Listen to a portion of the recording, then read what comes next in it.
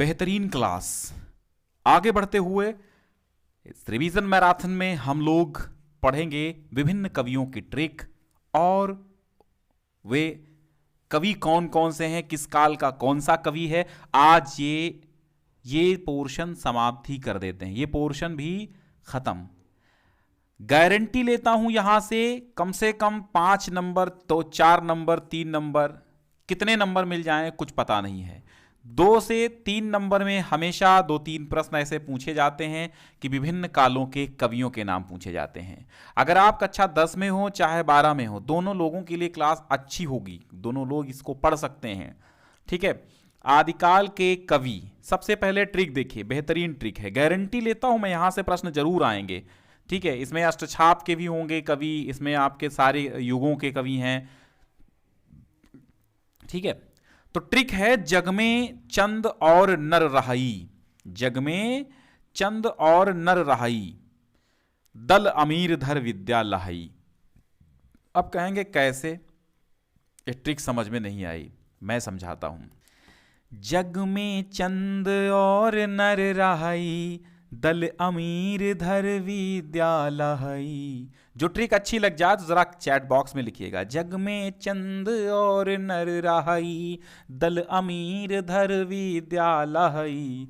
आदिकाल के कवि सभी हैं, आदिकालीन कवि हैं। जग, जग से जगनिक, चंद्र से चंद बरदाई, नर से नरपति नाल, और दल से दलपति विजय, अमीर से अमीर खुसरू, धर से कौन होंगे, आगे देखो यहां पे लिखा है सारंगधर, विद्या से विद्यापति।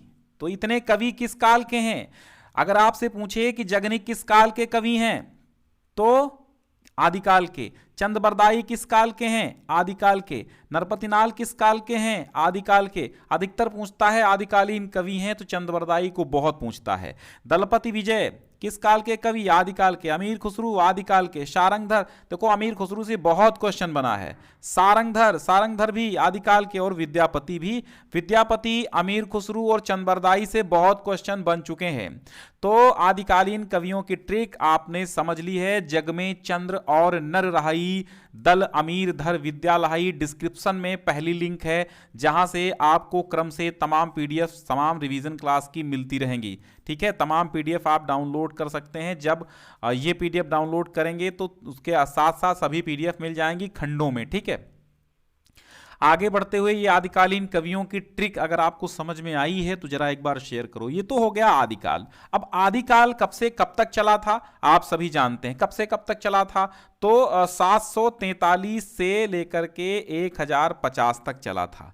ठीक है, 743 से लेकर के 1050 विक्रमी संवत तक चला था, आप ये समझिएगा।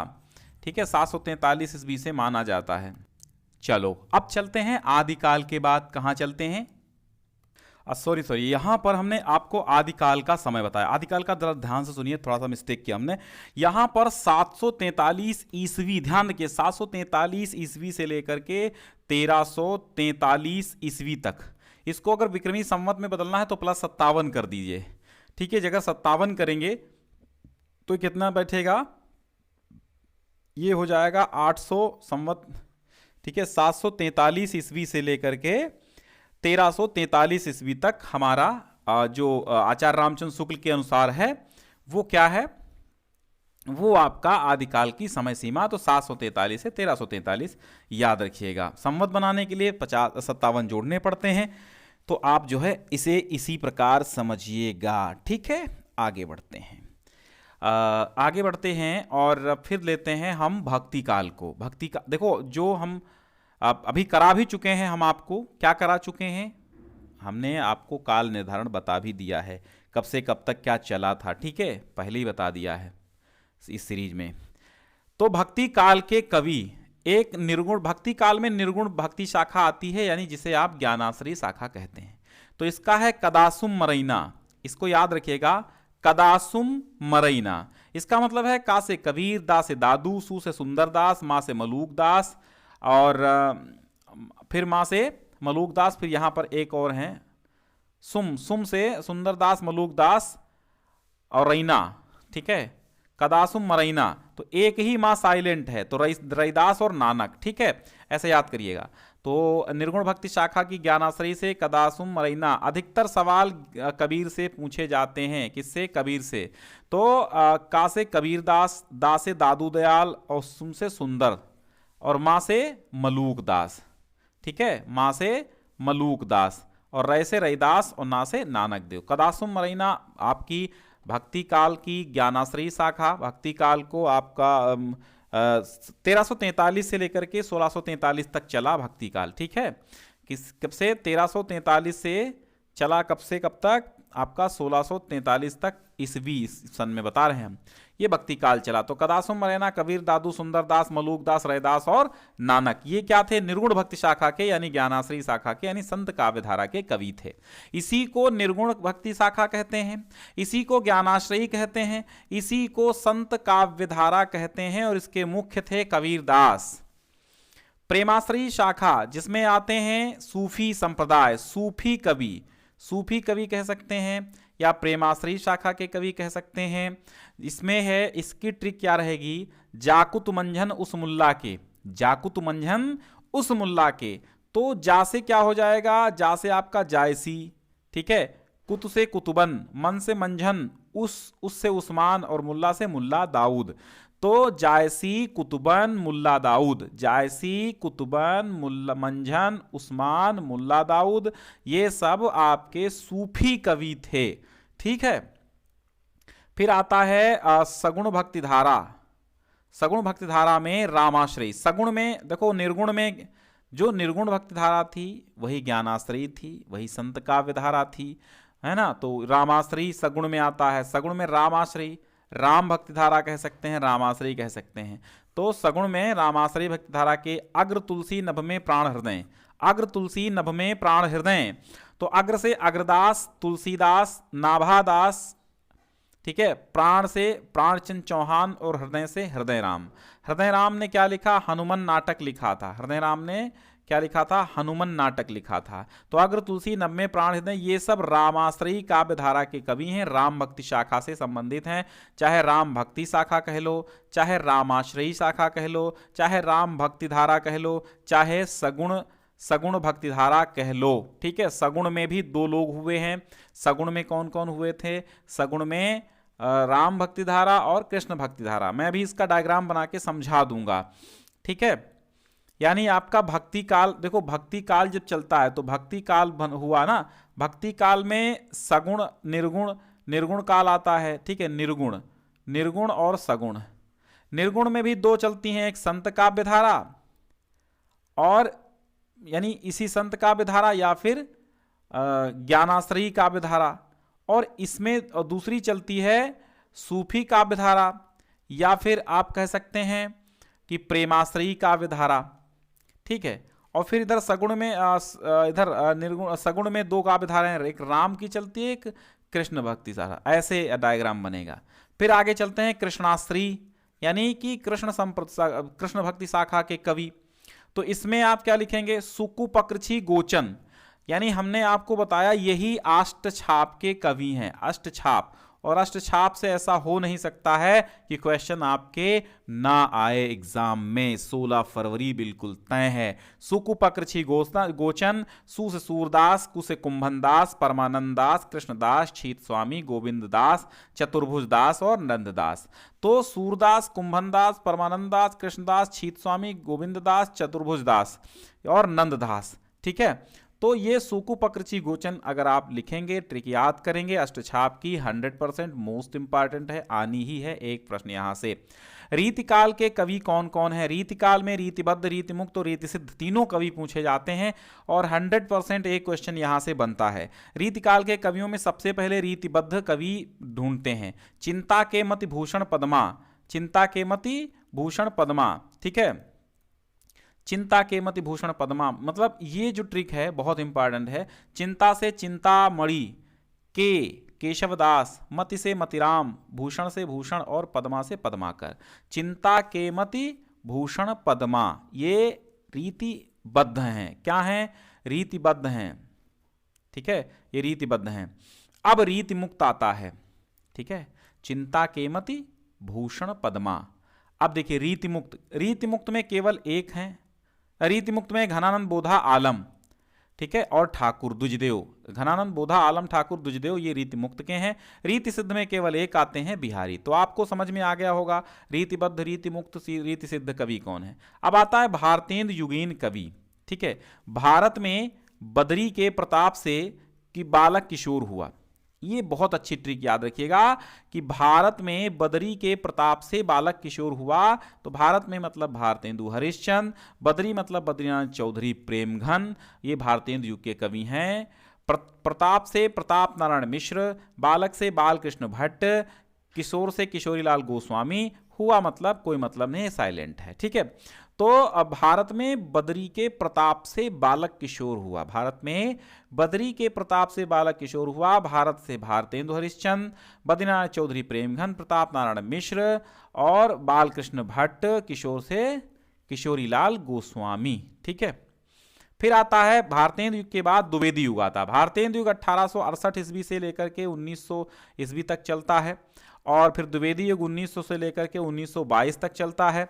तो द्विवेदी युग की ट्रिक देखिए, महावीर ने अयोध्या में मैथिली के पति जगन्नाथ राम की भक्ति की। वैसे तो बहुत सारे द्विवेदी युग के कवि हैं, लेकिन यहां पर केवल आपको याद करना है वे कवि जो ज्यादा मुख्य रहे हैं, ज्यादा इंपॉर्टेंट है, जिनके बारे में ऑप्शंस आते हैं, पूछे जाते हैं। तो द्विवेदी युग के कवियों में महावीर ने अयोध्या में मैथिली के पति जगन्नाथ राम की भक्ति की। किसने? महावीर ने। महावीर कौन? हनुमान ने। अयोध्या में क्या किया? मैथिली की मतलब सीता के पति जगन्नाथ राम की भक्ति की। कितनी बेहतरीन ट्रिक है, मतलब जबरदस्त ट्रिक है।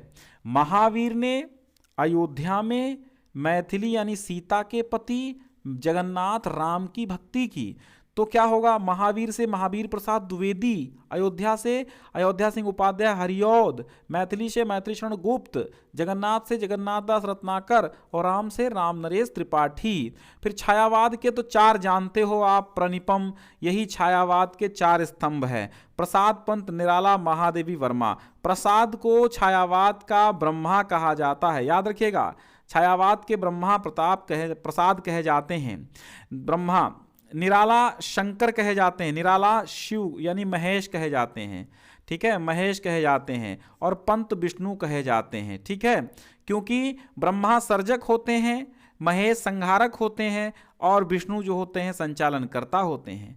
यानी छायावाद का स्टार्टिंग किया ब्रह्मा यानी जयशंकर प्रसाद ने, छायावाद के मध्य में संचालित रहे पंत जी, उन्होंने पूर्णतया संचालित किया, और फिर छायावाद के अंत के जो कवि हैं वो निराला हुए, ठीक है। फिर महादेवी वर्मा भी कवित्री हैं। इनके जन्म के संबंध में 1889 में प्रसाद, निराला 1897 और पंत 1900 और महादेवी वर्मा 1907 ईस्वी। ये भी ट्रिक आपको प्रणिपम याद रही होगी। प्रगतिवादी युग, प्रगतिवादी युग जो कि छायावाद युग के बाद चलता है। 1900 और छायावाद कब चलता है? 1918 से 1936 या 38 तक छायावाद चलता है। चाहे 1919 से 1938 कर लो, चाहे 1918 से 1936 कर लो, ठीक है, छायावाद, ठीक है। अब छायावाद के बाद प्रगतिवाद 1938 से 1943 तक चलता है प्रगतिवाद। प्रगतिवाद में देखिए ट्रिक, दिन में पंत नाग शिव निराले के माखन पर झपटा, ठीक है, दिन में पंत नाग शिव निराले के माखन पर झपटा। दिन में मतलब दिनकर, पंत मतलब सुमित्रानंद पंत प्रगतिवादी रहे हैं, नाग मतलब नागार्जुन, शिव मतलब शिवमंगल सिंह सुमन, निराले मतलब निराला, माखन मतलब माखनलाल चतुर्वेदी, ठीक है। तो दिन में पंत नाग बनकर शिव निराले के माखन पर झपटा, ये ट्रिक ध्यान दीजिएगा। स्क्रीनशॉट लेते रहिए, नहीं तो डिस्क्रिप्शन में पहली लिंक हमेशा डिस्क्रिप्शन में होती, सभी पीडीएफ आपको मिल जाएंगी।